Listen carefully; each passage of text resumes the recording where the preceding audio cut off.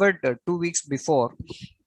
So I told you, right, we have to create this chart to understand whether our data is in the correlation, positive correlation or negative correlation or no correlation, right? Kate also asked the question, okay, how it should validate. For example, I'm taking a project, okay, for example, I want to understand whether I have a correlation between my charge and the payment. Okay, if you try to plot this in the scale, okay, for example, if my charges are increasing, my payment is increasing. That is called your positive correlation. Okay, if my charges are increasing, my payments is decreasing, it's not going to happen. If just hypothetically think in that way, that is called your negative correlation. See, for example, if that's a negative correlation where your x is increasing, your y is started dropping. Okay, that is one. And no correlation, there's no relationship between your x value and the y value. That is your no correlation method. Okay, this easily you can put it in the scattered diagram and you can identify the correlation analysis. The same way, the p value will give you the detail about your correlation. Okay, whether the correlation is there or not. The correlation coefficient, this is a formula. Based on that, you can calculate. So I have one example to show you.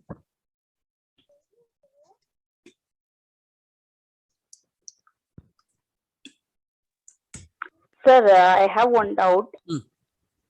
Positive correlation, negative correlation is fine, but no correlation means like how it works. I mean, actually, that's why I prepared my Excel sheet. Okay, okay. So now I am taking two projects here. Okay. Okay. One is CRL, other one is Dr. A. Okay, you compare your correlation method. Okay, see, for example, I'm entering a charge and then I'm collecting this much. Okay, I'm trying to.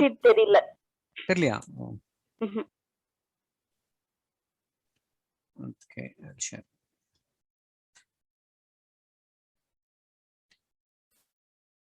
Okay, can you see my Excel?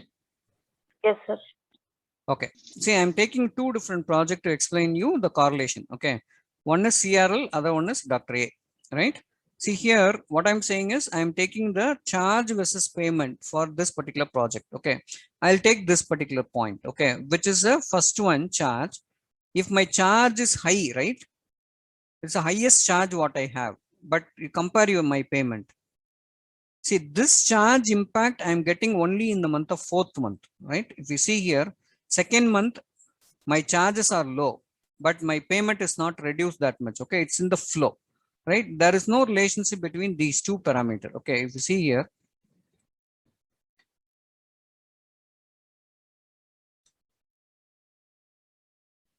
see your trend line for your charges. Okay, charges are going ups and down, right? When you compare the same thing for your payment, see here, your payment is flow is normal. Okay, your charges are dropping down, but payment is going in the normal flow. That means there is no correlation between these 2 points. Okay, we will do the same thing for other projects. See here, when your charges are increasing, your payment is increasing, right? And there is a flow is there. See, for example, if you compare here,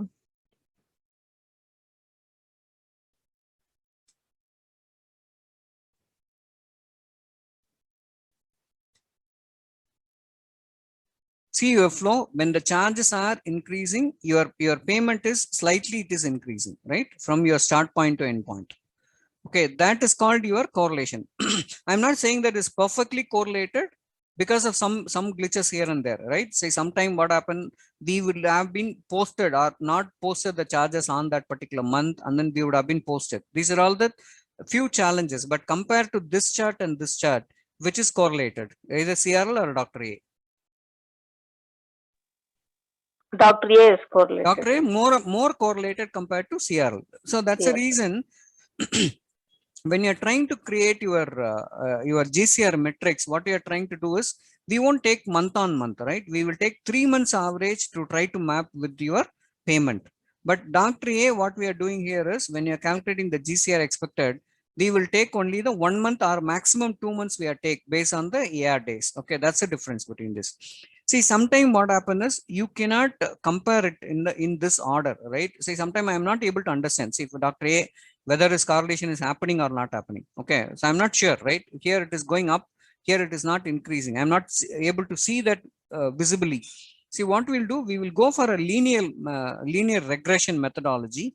In that linear regression methodology, we will identify whether it is correlated or not correlated. So how will you identify? We will check the p-value.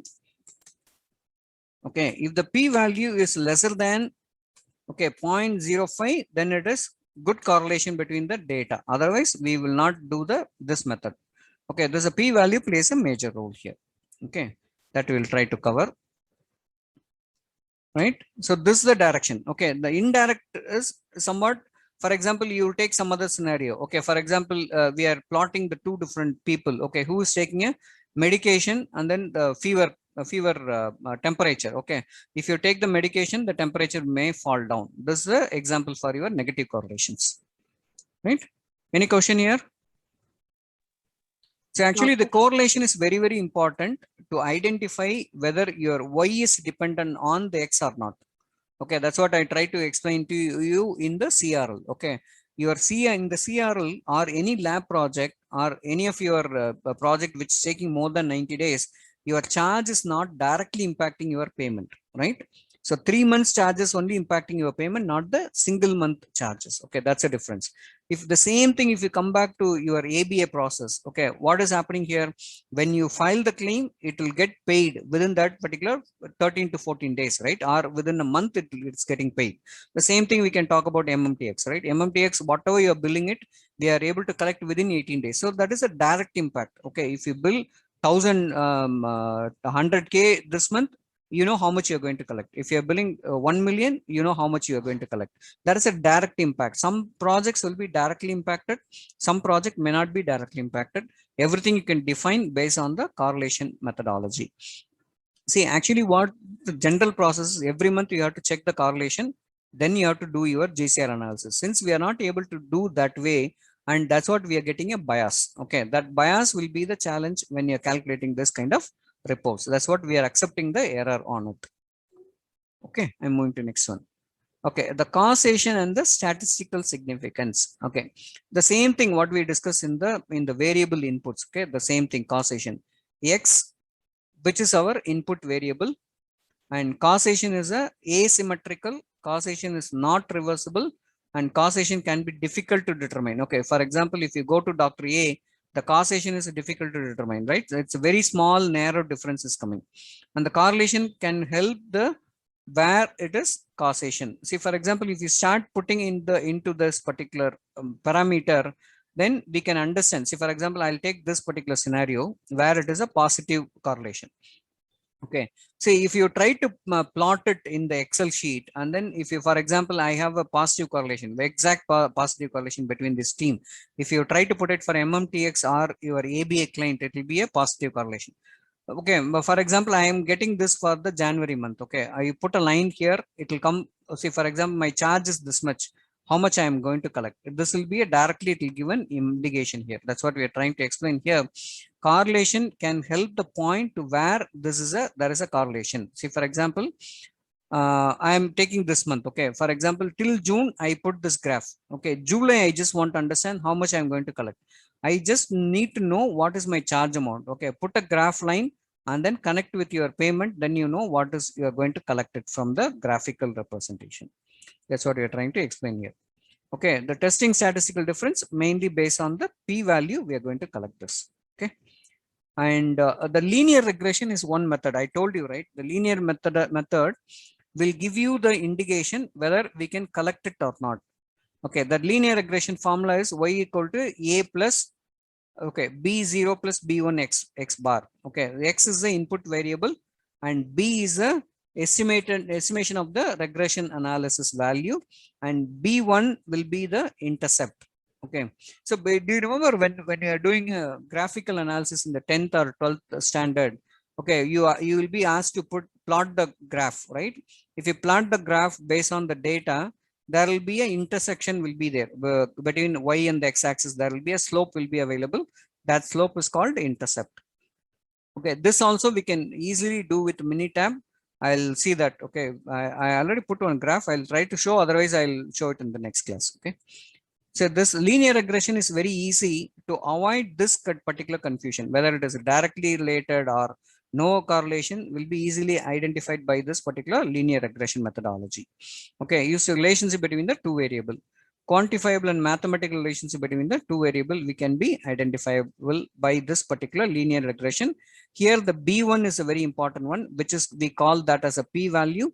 The p-value should be lesser than 0.05. Okay, that will indicate you have a better relationship between these two data or not. Okay, and we will go to the main topic here. So so far what we covered is related to your statistical analysis. Here we discuss about, for this particular chapter, we discuss about multivariation in your input. Based on the input, how your output is going to affect. Okay, that we covered. And source of variation, how we can reduce your variation, that we covered here. So mainly this talk about your input variation has to be reduced, how we discuss in the CPOC, the same model. And here the variation in the Six Sigma level, there is a variation based on the position or cyclic or based on the temporal. And correlation and the correlation coefficient is very important. Correlation to understand, see for example, I am analyzing two data. For example, I am calculating my y, and I am thinking that x is going to affect my y. If there is a no relationship between this x and y, then my total calculation itself is going wrong, right? So before do any calculation, check what is the correlation. Okay, correlation is there, then you go ahead and then do this analysis. Otherwise it's a waste of time checking the incorrect inputs, right? That is the one thing. And this is a causation we discuss, and the p-value, what is the value of the p-value we discuss.